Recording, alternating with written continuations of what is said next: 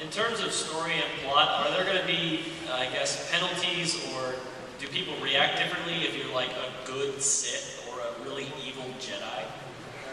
So one of the questions was, are there going to be plot penalties? Are there going to be different reactions if you're a really good Sith or really evil Jedi? And it's a good one because it shows you already understand some basics, right? So everybody understands faction is different from morality.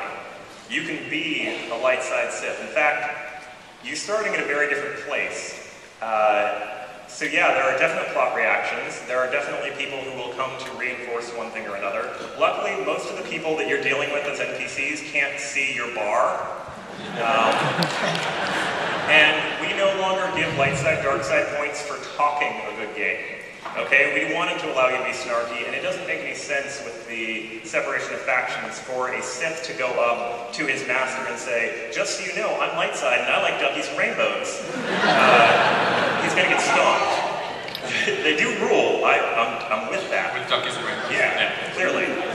But it's the moment that you choose, right? If your master says, hey, go kill all these younglings, and you say, that sounds so cool. I am going to go, I'm going to dance in their blood, it's going to be great. You don't get dark side points for that, because what you're actually being is a smart Sith. When you get dark side points, it's when you show up and you make that decision. When you've gone to the point where it can't go any further, when that person's standing in front of you and is like, hey, don't kill me, and you actually make that choice. Or you're playing multiplayer and your buddy makes that choice. But remember, at that point, if you were being nice, you'd still get your light side points. You'd just be sort of disappointed. That's when it comes in. But there are times, there is actually a point, I do want to show, there is a point on Corbin that we've had probably more shock reactions. And I'm going to go ahead and spoil this little, it's a little plot piece. For people who've kind of gotten there, in the Sith Warrior, you get sent into a tomb to collect all the shards from the different parts of the tomb. You're really learning about your ancestry, you're doing these pieces. You come back out of it, you've run an entire tomb, so it's you know, a quarter of Corbin. For those of you who've played, it's a big place. And you get back, and Clemerol, who's one of the other Sith that's training with you, he's not very good. And he tries to jump you with a whole bunch of other dudes, and it doesn't work. And then afterwards, he's very apologetic, and he's like, hey, you know what, like, I tried, and I couldn't get in there, and I couldn't get the tombs, and I couldn't get the shards, and they're gonna kill me, and I'm never gonna be a Sith, and what am I gonna do? And there is an ultra light side choice, and you can give him your shards. But it gets worse. It gets worse. Because the amount of people who were shocked when they gave him the shards, and then saw their quest tracker change back to collect the shards from 2 to 3.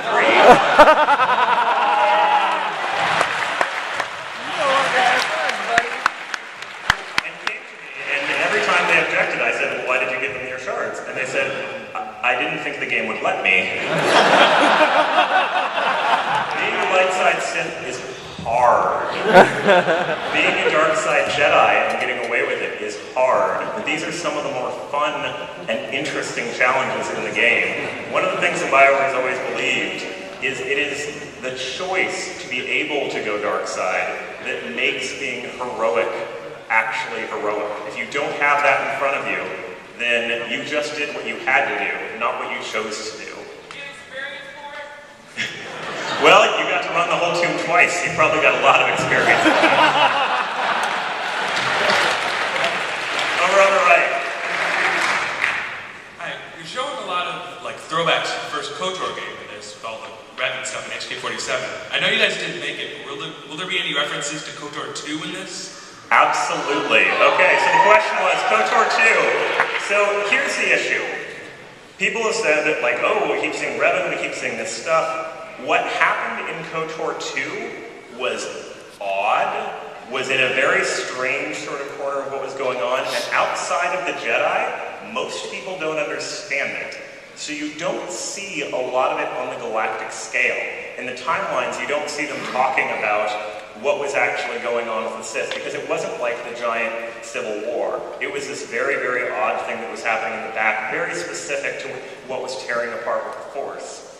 But when you're in the game, especially if you're playing a Jedi or you're playing a Sith, there's a huge amount of what happened in that, and a huge amount of what happened not only with Revan, but remember, Revan went off into deep space to find out what was happening that was bad, and the Exile followed him. So we actually have 2 stories that we have to finish off. Nice.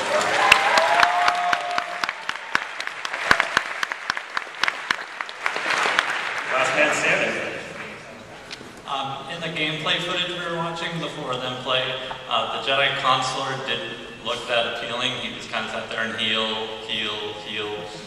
Is it actually more exciting than that? No, one of the problems we had repeatedly with the demo is that the Jedi Consular had to run the camera. Yeah. So the Jedi Consular had to be the person to actually show you what was happening on the screen. We don't actually have any Healbot trained classes. So yes, the Jedi Consular is actually much more interesting than displayed by movie where he had to actually be the cameraman. Excellent. Well, I think we must have run out of time. That's why no one's allowed to come back up. So that's the end of our Q&A. Daniel Erickson, everybody.